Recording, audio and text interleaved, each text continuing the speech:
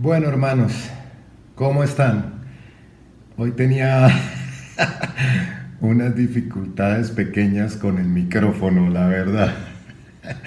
Esto de la tecnología a última hora que empieza a molestar. Bueno, nada, bienvenidos. Esta noche tenemos un tema muy interesante. Vamos a empezar como una serie hablando de las dispensaciones que están en la Biblia.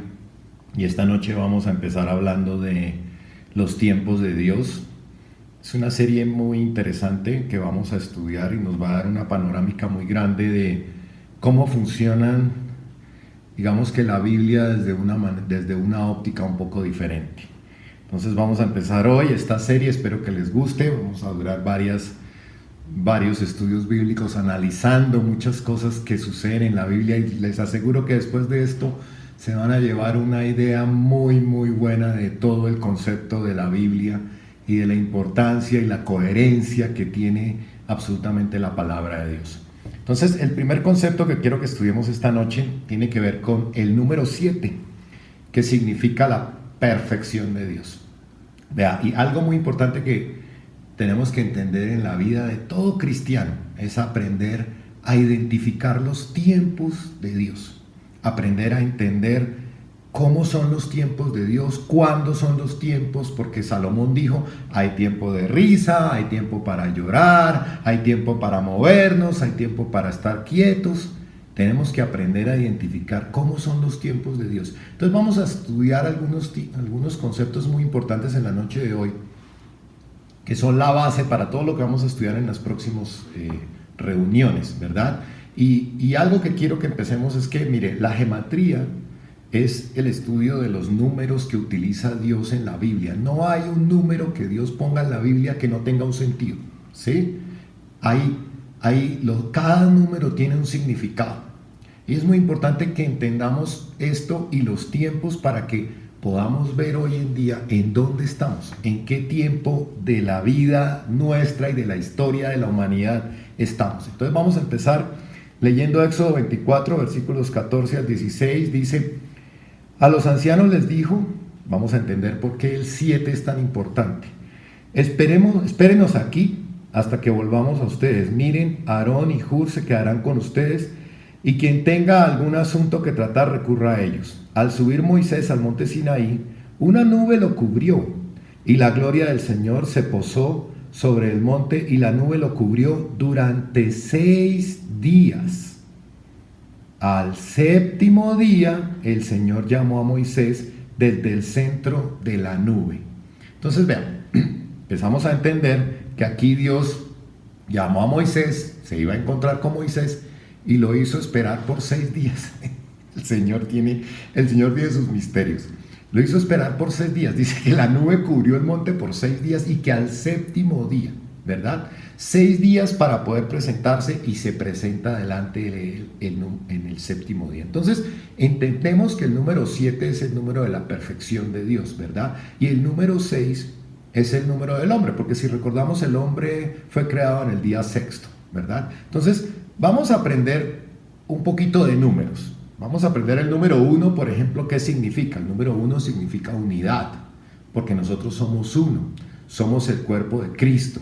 Un matrimonio son dos, y cuando se unen se convierten en uno solo. Mire, por eso es que es tan importante que no estén viviendo de unidos, sino estén con la bendición de Dios. Miren, dice Mateo 19, 5, 6, dice: y agregó, por esto el hombre dejará a su padre y a su madre, y se unirá a su mujer, y los dos serán un solo ser. Así que ya no son dos, sino un solo ser. Por lo tanto, lo que Dios ha unido, que no lo separe nadie. Vemos que el matrimonio trae unidad, y que dejan de ser dos y se convierten en un solo ser. Por eso la importancia del matrimonio, ¿verdad? En el orden de Dios, no el matrimonio que están promoviendo ahora. Bueno, el número 2 significa testimonio. El número 2 significa testimonio. Ustedes recuerdan, Jesús siempre enviaba a sus discípulos a testificar de dos en dos. Y si ustedes recuerdan, siempre en el Antiguo Testamento se necesitaba un testigo. No, que mire que este me hizo tal cosa, que tal. Traiga un testigo que corrobore lo que usted está diciendo, ¿verdad? Demostrar que algo era verdadero a través de un testigo. Entonces el número 2 significa testimonio.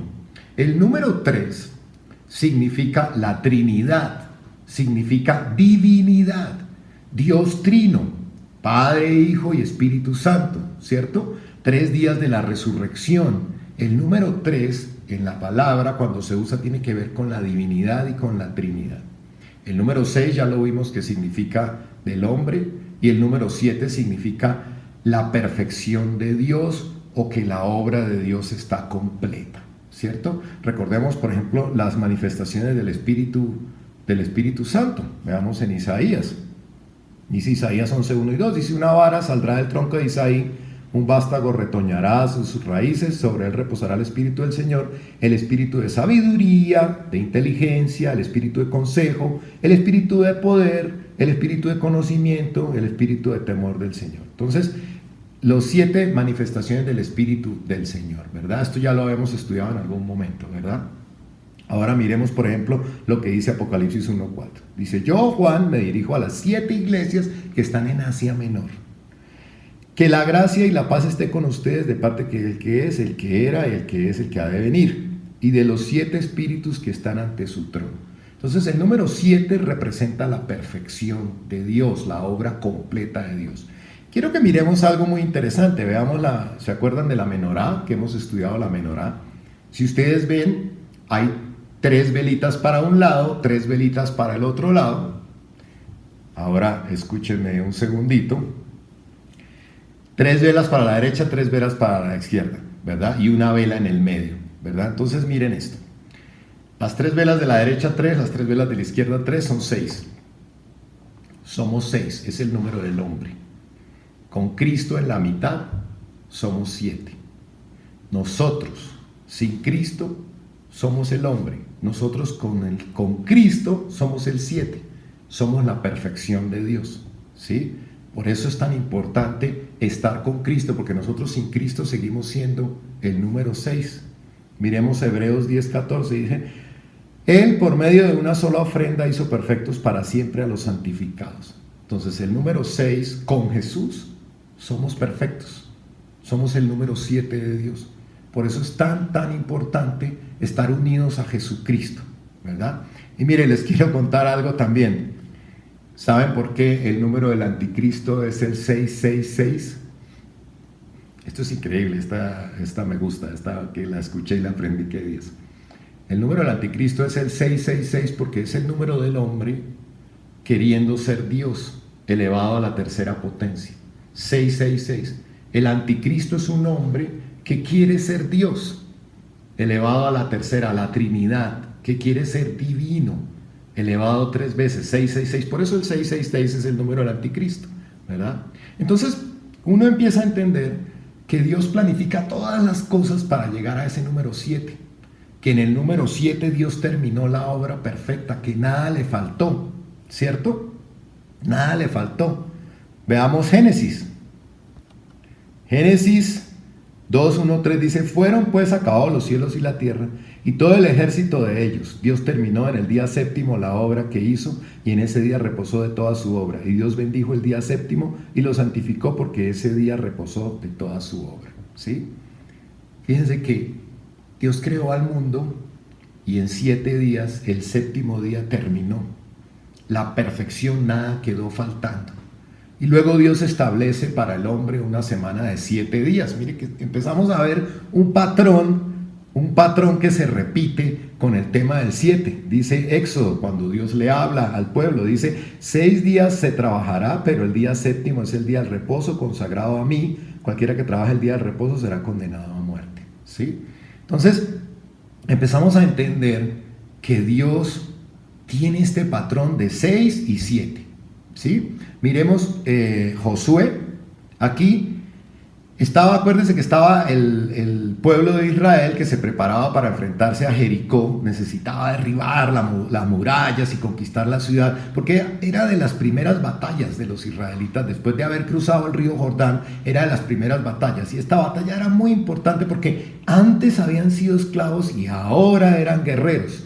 Entonces dice: rodearéis pues la ciudad todos los hombres de guerra yendo alrededor de la ciudad una vez, y esto haréis durante 6 días. Vemos nuevamente el patrón de los 6 días.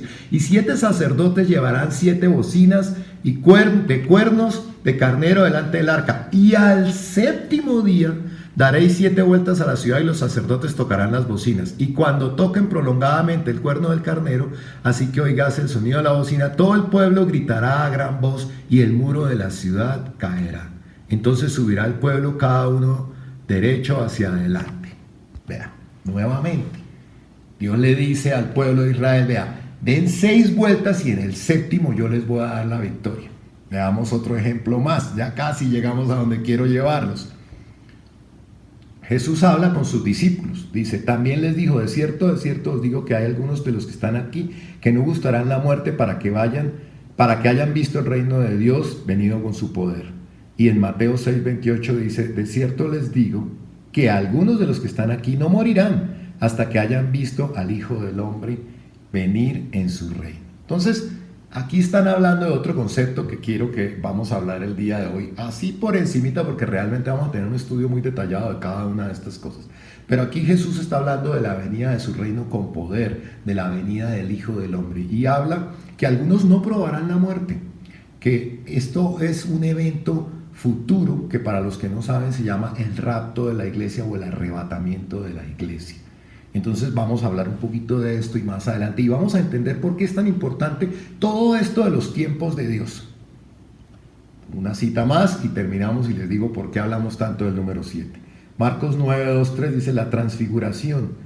6 días después Jesús tomó a Pedro y a Jacobo y a Juan y se los llevó aparte solos a un monte alto y se transfiguró delante de ellos, y sus vestidos se volvieron resplandecientes, muy blancos como la nieve, tanto que ningún lavador de la tierra puede hacerlos tan blancos. Vean, Jesús les había dicho el primer día algo, no lo traje la cita, pero está en el versículo anterior, y luego dice que 6 días después se los llevó y sus vestidos se volvieron resplandecientes, muy blancos como la nieve. O sea, después de 6 días se transfiguró, se reveló ante ellos realmente con toda su gloria, de manera que ningún lavador podía de verdad ponerlos tan blancos, ningún lavador en la tierra puede hacerlos tan blancos, ¿sí? Y esto es importante porque Jesús espera 6 días, o sea, en el día séptimo, les da esas vestiduras blancas. ¿Eso qué quiere decir? Que nos va a dar estas vestiduras en donde no tendremos manchas. Todo esto ocurre en el día 7,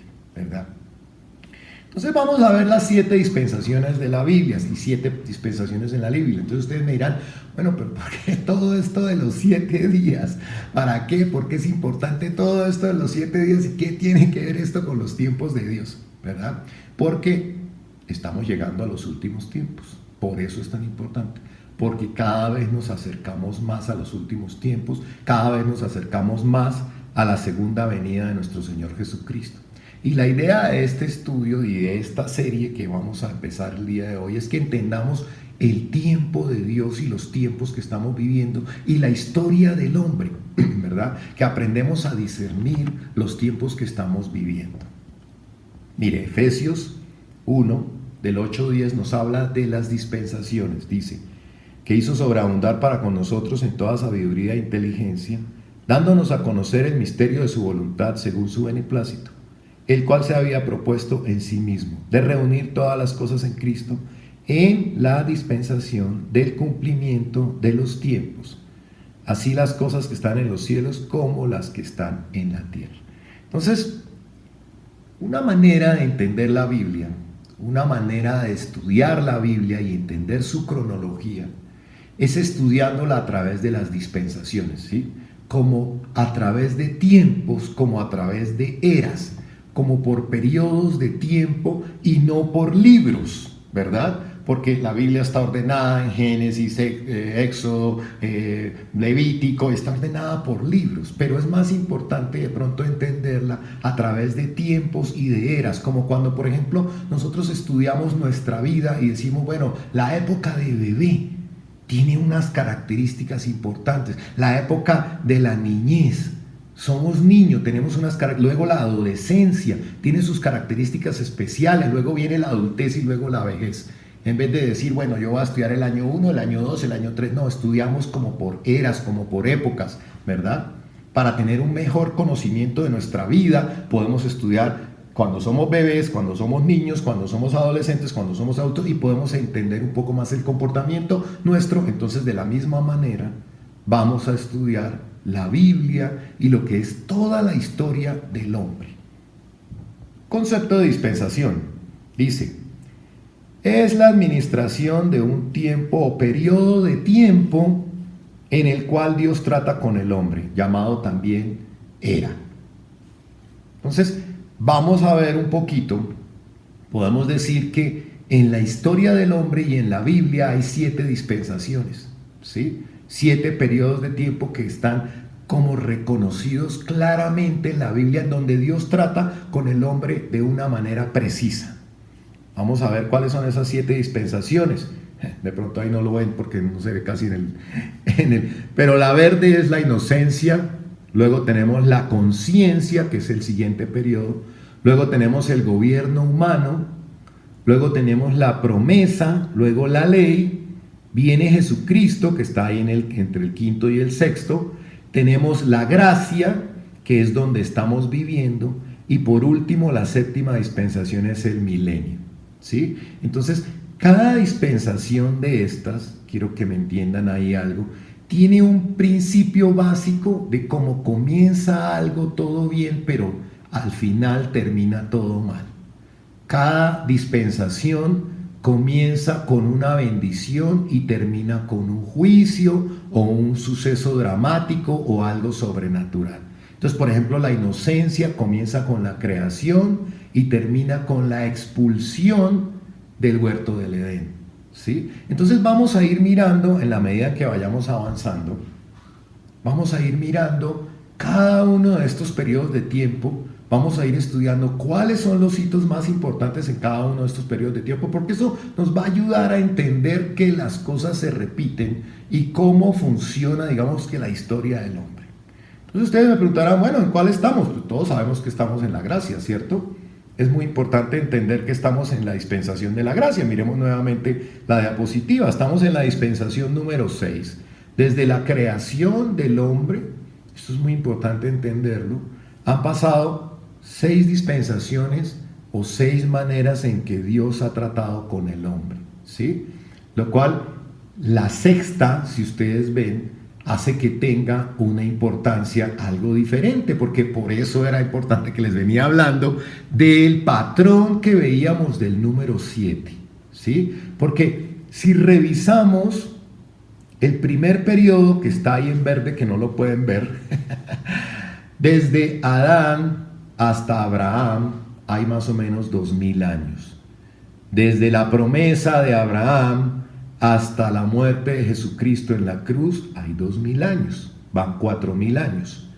Y en el número 6, en la gracia, llevamos 2000 años más o menos. Entonces, con lo cual completamos básicamente 6000 años y estamos a puertas de entrar en la dispensación número 7. ¿Sí? Entonces, míreme un segundo acá.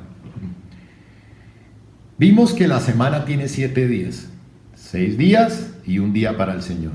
La creación, 6 días y un día para el Señor. La transfiguración, un día primero y al sexto día, o sea, en el día séptimo, se transformó el Señor. Moisés fue llamado y 6 días cubrió la nube y en el día séptimo. Estamos entrando y llegando a un periodo de tiempo en el que estamos cumpliendo los 6000 años desde la creación del hombre, ¿verdad? Ahora, ¿cuál es el problema? Resulta que aquí tenemos un problema grave y es que las profecías y todas las cosas de la Biblia están basadas en el calendario lunar, el calendario judío, que está basado en el calendario lunar. Y el calendario lunar tiene más o menos 350 y algo de años, de días en el año, mientras que el calendario solar tiene 365 días.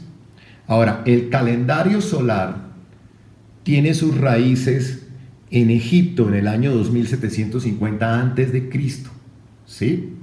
Entonces, mire, vamos a ver algo.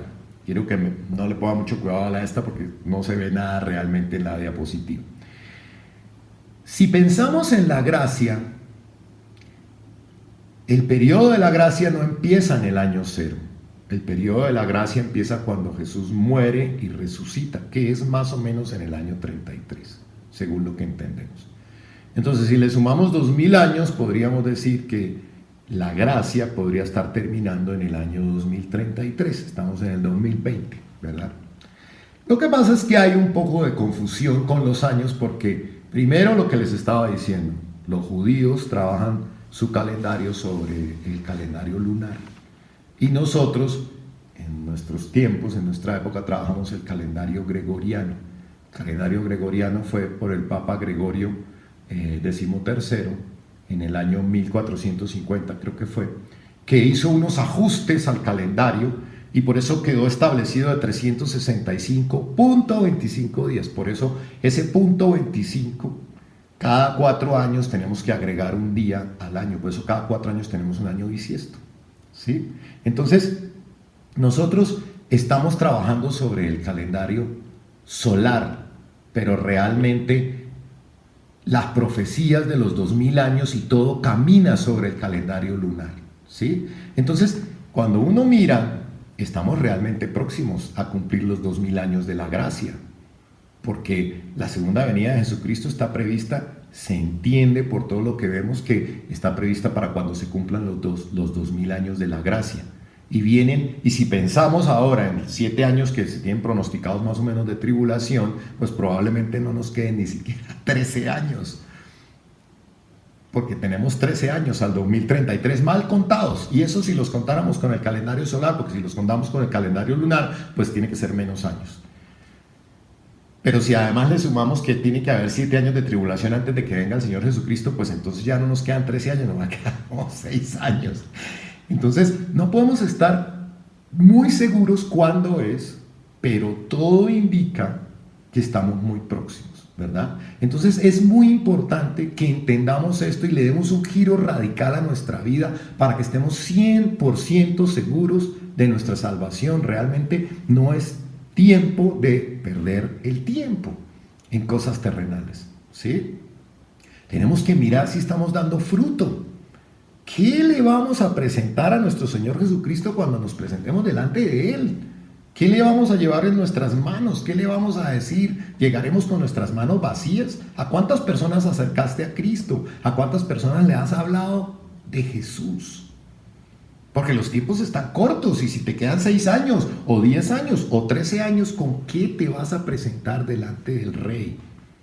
¿Qué vas a decirle al Señor Jesús? Recuerda la parábola de los talentos. Esa parábola, ¿te acuerdas que la estudiamos cuando estudiamos todo el tema de la parábola de los talentos? ¿Qué hiciste por el reino? Pregúntate hoy. ¿Sí? ¿En qué utilizaste tus talentos? Imagínate tú delante del Señor. Bueno, Señor, no, pues yo utilicé mis talentos pues para hacer amigos, para hacer dinero, para pasarla rico, para poder viajar, pero realmente con mis talentos no hice nada por el reino. Nunca le hablé a nadie de ti, nunca compartí tu palabra, nunca prediqué el evangelio, como nos dijiste que hiciéramos.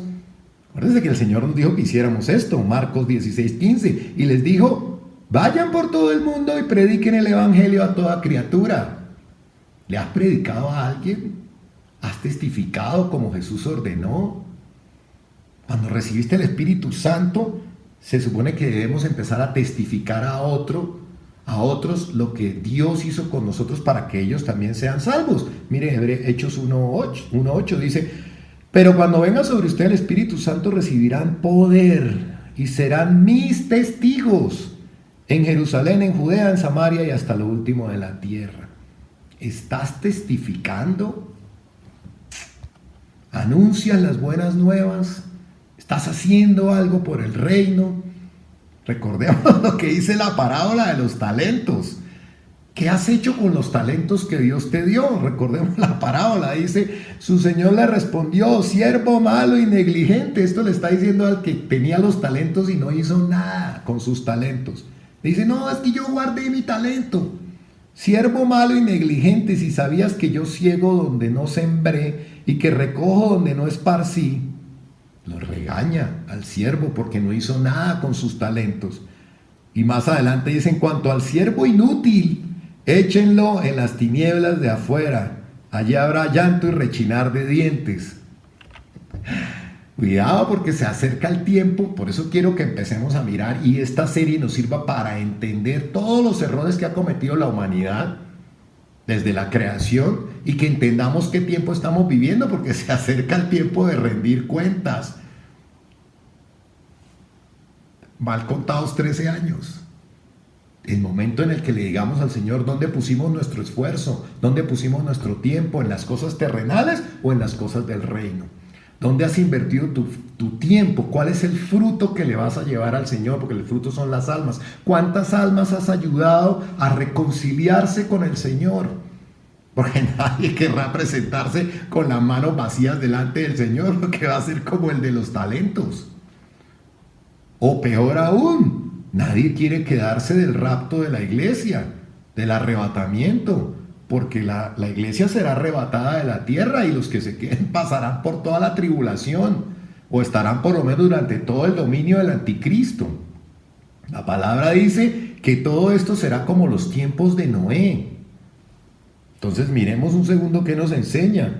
Dice, en cuanto al día y la hora nadie lo sabe, nadie sabe cuándo será el día exacto. Ni siquiera los ángeles del cielo, solo mi Padre lo sabe. La venida del Hijo del Hombre será como en los días de Noé. Pues así como en los días antes del diluvio, miren lo que dice, la gente comía y bebía y se casaba y daba en casamiento hasta el día en que Noé entró en el arca.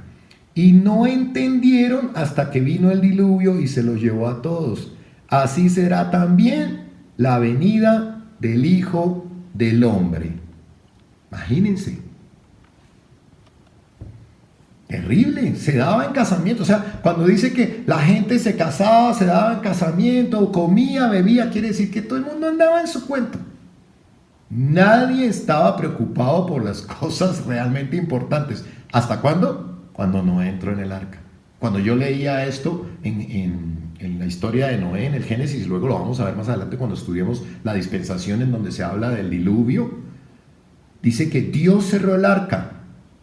Dios cerró la puerta del arca. No la cerró Noé, la cerró Dios. Así será en los tiempos, dice, así será en la segunda venida del hombre. Y entonces hay una profecía que se llama la profecía de Daniel, que habla de las 70 semanas, eso lo vamos a estudiar también más adelante. Y es porque Jesús vino a su pueblo de Israel. Y cuando negaron a Cristo y fue crucificado, entonces es como que Dios puso en pausa a Israel y quedó una semana pendiente, eso lo vamos a ver un poco más adelante. Dios puso en pausa a Israel y nació lo que se llama la iglesia. Acuérdense, si ustedes entienden que también lo vamos a estudiar cuando estudiemos a profundidad la dispensación número 6, se abrió el evangelio a los gentiles. El Espíritu Santo le dijo a los discípulos, predíquenle a todas las naciones. Ya no quiero que hablen con Israel, yo estoy molesto con Israel porque me rechazaron, háblenle ahora a todas las naciones. Y entonces ellos empiezan y van y se crea una nueva entidad que no es el pueblo de Israel, que se llama la iglesia, que somos todos nosotros. Pero veamos algo muy interesante, porque Dios le habla a Israel, tiene una profecía antes en Oseas, donde habla de esta falta de perdón y arrepentimiento de Israel y cuánto va a durar. Miren, vamos a mirar esto. Oseas 5:15. Dice, insinceridad del arrepentimiento de Israel. Dice, andaré y volveré a mi lugar hasta que reconozcan su pecado y busquen mi rostro. En su angustia me buscarán. Dice, andaré y volveré. Cristo está caminando en medio de nosotros, en medio de los gentiles ahora. Andaré y volveré. O sea, llegó Cristo, lo rechazaron, murió y dice, andaré y volveré. Ya me buscarán en medio de su angustia. Ha prometido volver por el pueblo de Israel. Fíjate, dice andaré y volveré. Ha prometido volver por su pueblo. Y en esa época, cuando Él vuelva por su pueblo, será cuando por fin lo reconocerán. Porque ustedes saben ahorita que todos los judíos rechazaron, en su mayoría, no todos el 100%, pero en su mayoría todos han rechazado a Jesús. Y de eso es lo que trata la profecía de Daniel. Vamos a leerla muy por encima. Dice: se ha concedido a tu pueblo y a la santa ciudad un plazo de 70 semanas para poner fin a sus pecados y transgresiones, para que expíen su iniquidad y establezcan la justicia de manera perdurable. O sea, esto está hablando de que cuando llegue la semana 70 se va a terminar toda la maldad y habrá una justicia de manera perdurable, para que se sellen la visión y la profecía y unjan al santo de los santos. O sea, en ese momento el Señor Jesucristo va a ser ungido como santo. Así que debes saber y entender que desde que se emitió la orden para restaurar y edificar a Jerusalén, y hasta que llegue el Mesías príncipe, o sea, Jesucristo, transcurrirán 7 semanas y 72 semanas más, y luego se volverá a reconstruir la plaza y la muralla. Serán tiempos angustiosos. Después de las 72 semanas, se le quitará la vida al Mesías sin que él intervenga en esto. Y el pueblo de un príncipe que está por venir destruirá la ciudad y el santuario. El fin vendrá como una inundación y habrá destrucción hasta que la guerra termine. ¿Sí? Póngame cuidado en esto. Daniel estaba orando porque ellos habían sido exiliados. Por eso me gusta cuando entendamos toda la historia, cuando veamos el tema de la ley, vamos a entender todo lo que pasó a Daniel y todas estas profecías, dónde cayeron y cómo pronosticaban un montón de cosas. Entonces Daniel estaba orando después de que Israel cayó en manos de Babilonia. Él estaba orando y viene un ángel y le dice: vea, ¿sabe qué? Van a ocurrir 7 más 62 semanas. O sea, primero le dice: hay 70 semanas para que se cumpla y se acabe con toda iniquidad, se acabe con el mal en la tierra. Hay 70 semanas, pero van a pasar 69 semanas desde que se da la orden de reconstruir las murallas de Jerusalén, porque ahí ellos les permiten volver a reconstruir la muralla de Jerusalén. 69 semanas hasta que el Mesías llegue. ¿Sí? Van a pasar 69 semanas. Entonces los judíos tienen semanas de días como nosotros: lunes, martes, miércoles, jueves, viernes, sábado, domingo, y semanas de años. Esto quiere decir que las semanas de los judíos de años son de 7. Entonces, si son 70 semanas por 7, 7 por 7, 49, 490 años. Pero 69, entonces son 483 años. Y pasaron exactamente 483 años desde que salió la orden de restauración de las murallas de Jerusalén hasta el día en que Jesús entró con el burrito allá a Jerusalén. 483 años exactamente en la profecía como se había pronosticado. ¿Sí? Veamos lo que nos enseña ahí Mateo. Dice: la multitud, que era muy numerosa, tenía en sus mantos en el camino, y otros cortaban ramas y de los árboles y las tenían en el camino. Tanto los que iban delante como los que iban detrás lo aclamaban y decían: Hosana al Hijo de David, bendito el que viene en nombre del Señor, hosana en las alturas. Este es el momento en el que Jesús entra. Entonces vamos a mirar un segundito esto.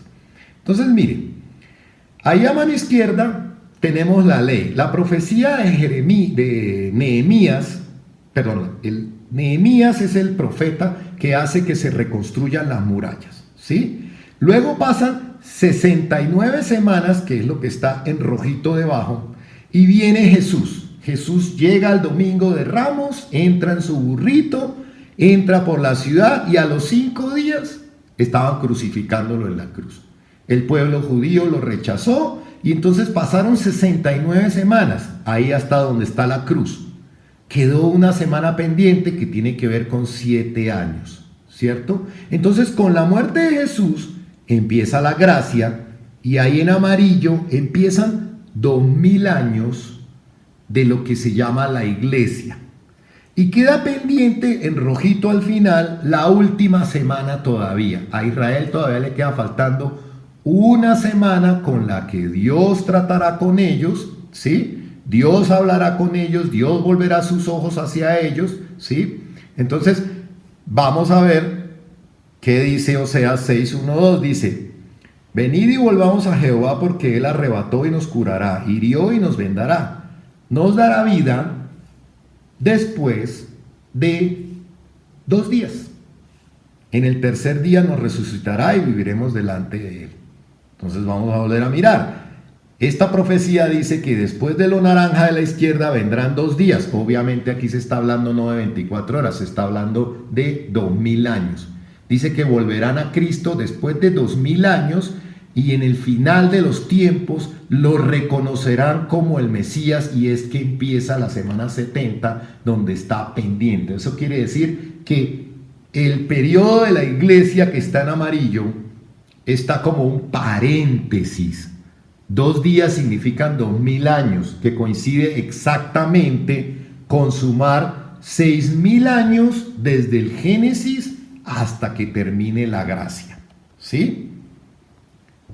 Entonces, viene el pueblo de Israel, muere Jesús, Dios pone como en pausa al pueblo de Israel, dice, ustedes rechazaron a mi pueblo, ya no voy a mirar a ustedes, señores discípulos, prediquen el evangelio a todo el mundo, y se pronostican 2000 años de la iglesia. ¿Y por qué 2000 años?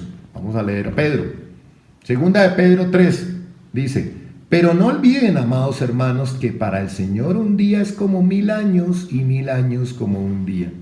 El Señor no se tarda para cumplir su promesa, como algunos piensan, la promesa de volver, sino que nos tiene paciencia y no quiere que ninguno se pierda, sino que todos se vuelvan a Él. Pero el día del Señor llegará como ladrón en la noche. Ese día los cielos desaparecerán en medio de un gran estruendo y los elementos arderán y serán reducidos a cenizas. Y la tierra y todo lo que en ella se ha hecho será quemado. Puesto que todo será deshecho, ustedes deben vivir una vida santa y dedicada a Dios y esperar con ansias la venida del día de Dios. Ese día los cielos serán deshechos por el fuego y los elementos se fundirán por el calor de las llamas. 2000 años, 2 días, los tiempos están llegando a su final.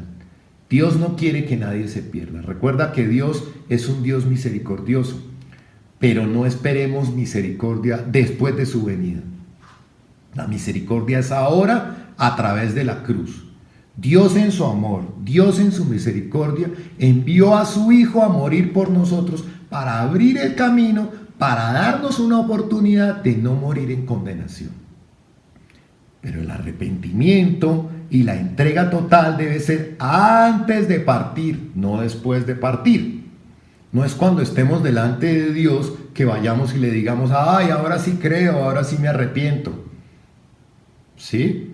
Porque creer que somos salvos por nosotros mismos, acuérdense, lo vimos en los evangelios de Jesús, es desechar la obra de Cristo. Es despreciar el sacrificio de la cruz. ¿Sí? No digas, es que yo sé que Dios es un Dios misericordioso, yo sé que Dios es un misericordioso y Dios me perdonará. Dios es un Dios misericordioso, Él te perdona mientras te arrepientes y cambies tu vida aquí. Mientras tome la cruz a partir de ahora, antes de partir, no después de morir. Esto es muy importante. La misericordia de Dios y el amor de mandar a su propio Hijo a morir es para todos, pero mientras estemos vivos. Cuando partamos, ya es el juicio de Dios. ¿Sí? Entonces, en estas 7 etapas, vamos a hacer un viaje.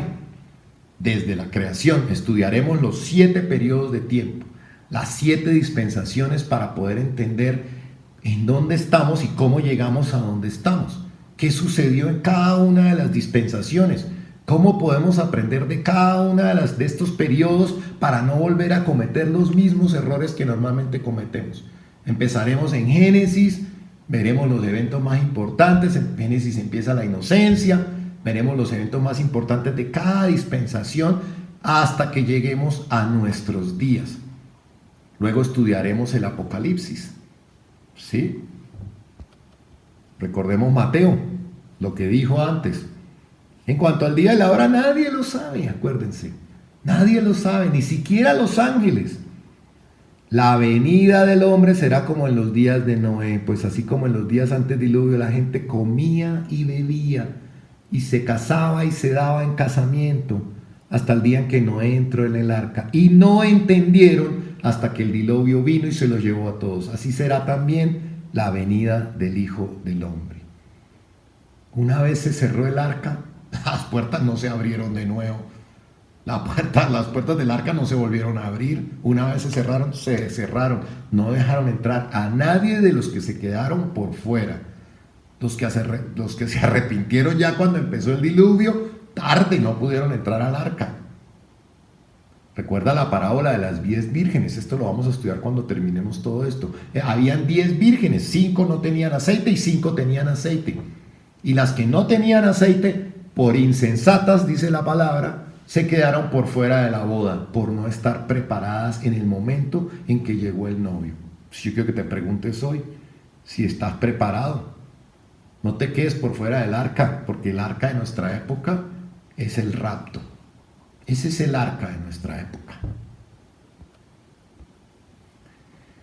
No les quiero decir que realmente la boda está cerca. Quiero que miremos un poquito la parábola de la fiesta de las bodas, para que entendamos, todas estas parábolas tienen que ver con la venida del Señor Jesucristo. Dice Mateo 22, dice parábola de las fiestas de las bodas. Dice, Jesús volvió a hablar de las parábolas, les dijo, miércoles me faltó el principio, me comí la primera, dice, les voy a leer un momentico. Jesús volvió a hablar de las parábolas. El reino de los cielos es semejante a un rey que hizo una fiesta de bodas para su hijo. Y envió el rey a sus siervos para convocar a los invitados a la fiesta de las bodas, pero no quisieron asistir. Volvió el rey a enviar otros siervos y les dijo, díganle a los invitados que ya he preparado un banquete, que he matado mis toros y mis animales engordados y que todo está dispuesto, que vengan a la fiesta. Pero los invitados no hicieron caso. Eso nos pasa hoy en día, predicamos el evangelio y los invitados no hacen caso. Uno de ellos fue a su labranza, otros a sus negocios y otros más agarraron a los siervos y los mataron. Todo el mundo está ocupado en su cuento. Cuando el rey supo, y esto fue lo que hizo el pueblo de Israel, los mataron, los maltrataron y los mataron. Cuando el rey supo esto, se enojó, así que envió a sus ejércitos y destruyó a aquellos homicidas y quemó la ciudad. Entonces dijo a sus siervos, la fiesta de bodas ya está preparada, pero los que fueron invitados no eran dignos de asistir. Ahora sí. Por tanto, vayan a las encrucijadas de los caminos e inviten a la fiesta de bodas a todos los que encuentren. A todos los que encuentren. Los siervos salieron por los caminos y juntaron a todos los que encontraron, lo mismo malos que buenos. Y a la fiesta de bodas se llenó de invitados.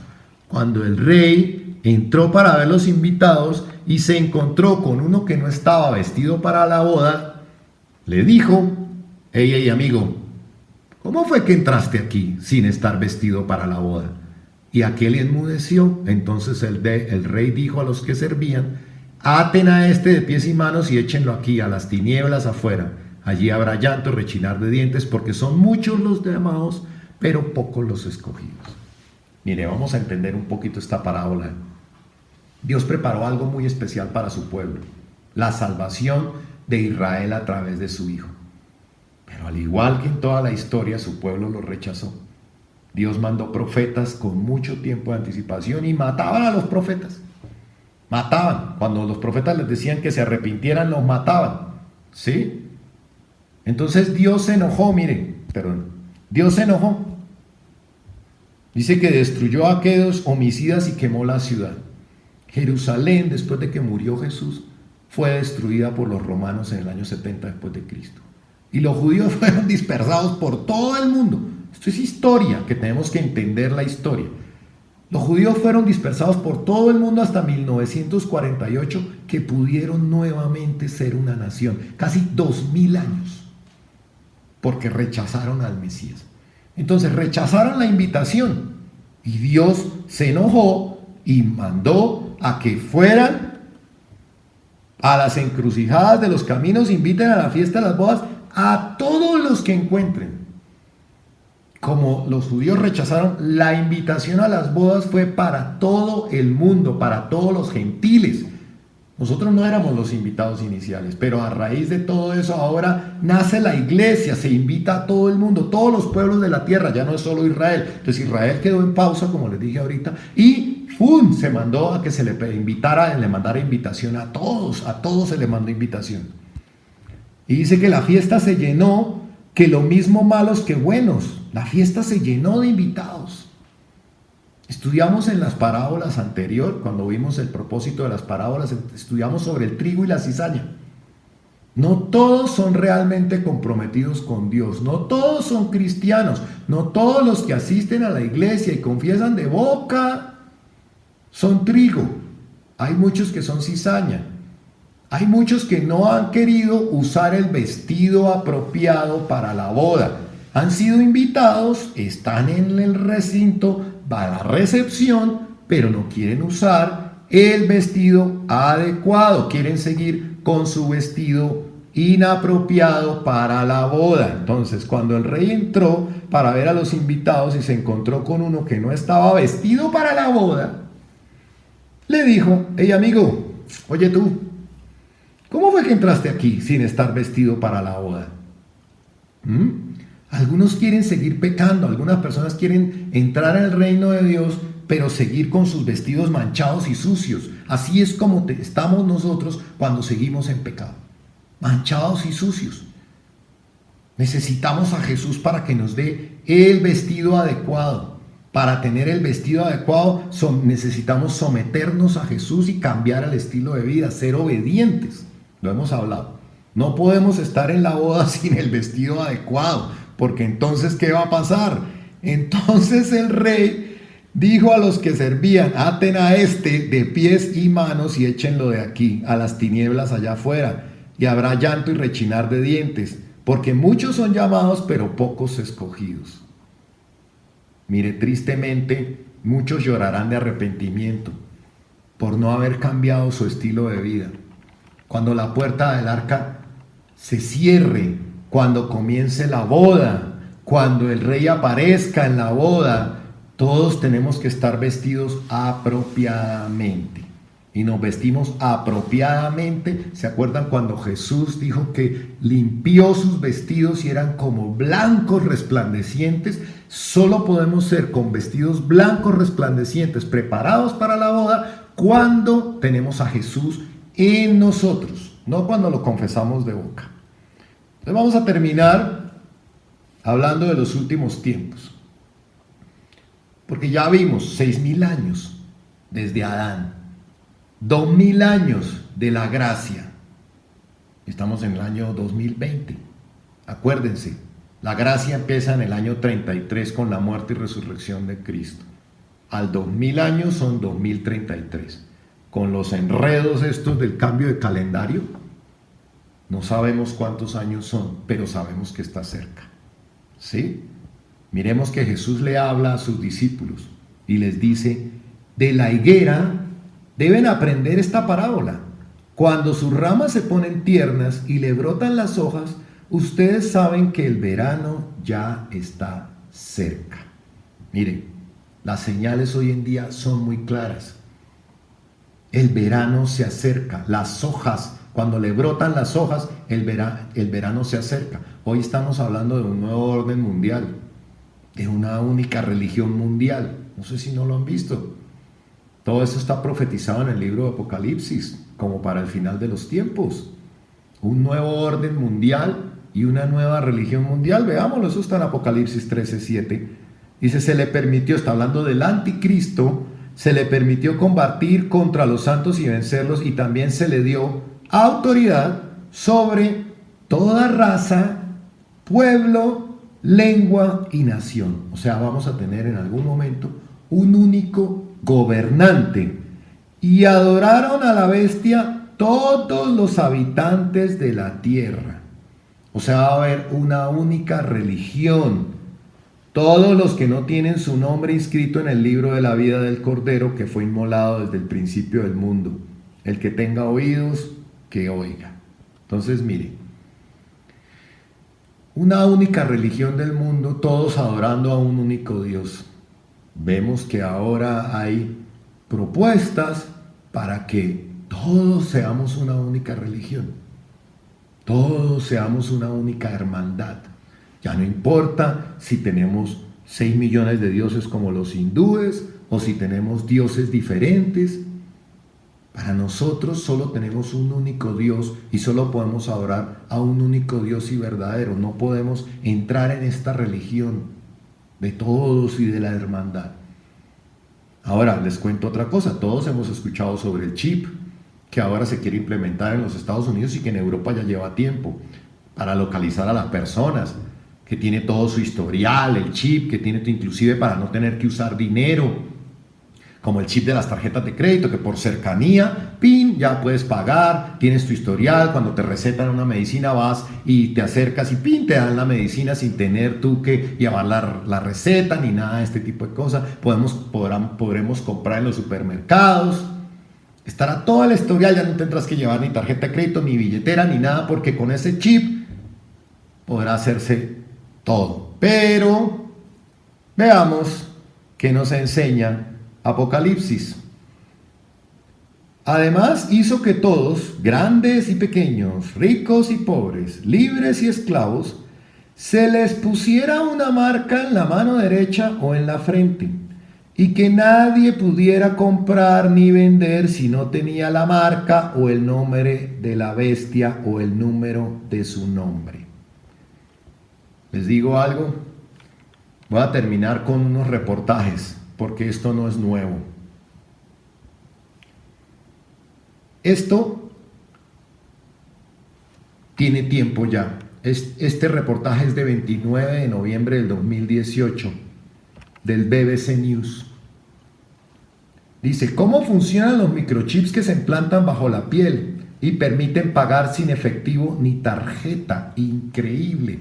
Pronosticado en la Biblia en el año 90 por el apóstol Juan, quien escribió el Apocalipsis, y está sucediendo ahora en nuestros tiempos. Miren dónde se implanta, entre el dedo gordo y el dedo índice. Miren el tamaño que tiene. Y mire para qué sirve. Sirve para pagar con la mano, sirve para activar las fotocopiadoras, tiene el tamaño de la cabeza, tiene el tamaño de un fósforo. Increíble, esto es un reportaje del 2018, Increíble. Les voy a dejar otro reportaje. La implantación del microchip en humanos avanza no solo en Europa, sino también en los Estados Unidos. Esto es del 19 de noviembre del 2017. Del tamaño, miren del tamaño que tiene. Es increíble que todo esto esté pronosticado en la Biblia y nosotros no tengamos conocimiento de estas cosas. Por eso es importante que en estas próximas reuniones entendamos qué ha pasado en cada una de las dispensaciones, cómo llegamos hasta acá, cómo estamos viviendo realmente los últimos tiempos y qué tenemos que hacer, porque cómo vamos a hacer para enfrentar esto. ¿Cómo vamos a hacer para enfrentar esto? Porque realmente estamos viviendo tiempos muy difíciles y estamos llegando a la segunda venida de nuestro Señor Jesucristo. Y para nosotros, los cristianos, genial, porque es el fin de la maldad de la humanidad, el fin de la injusticia. Pero tenemos que estar muy preparados, porque ninguno quiere quedarse a pasar la tribulación con el anticristo, ni las cosas que están previstas. Entonces no es tiempo de estar pensando en las cosas terrenales, porque, a ver, si quieres trabajar por los próximos 15, 20 años para comprarte una casa, bueno, no sé, si quedan 13 años, no lo sé. Nadie lo sabe, dice, pero lo que se ve es que estamos empezando los últimos tiempos y es importante que conozcamos todo lo que vamos a aprender en estas conferencias de más adelante, en estos estudios bíblicos, para que ustedes puedan ir interpretando y podamos discernir realmente con los cambios que se vienen qué va a suceder.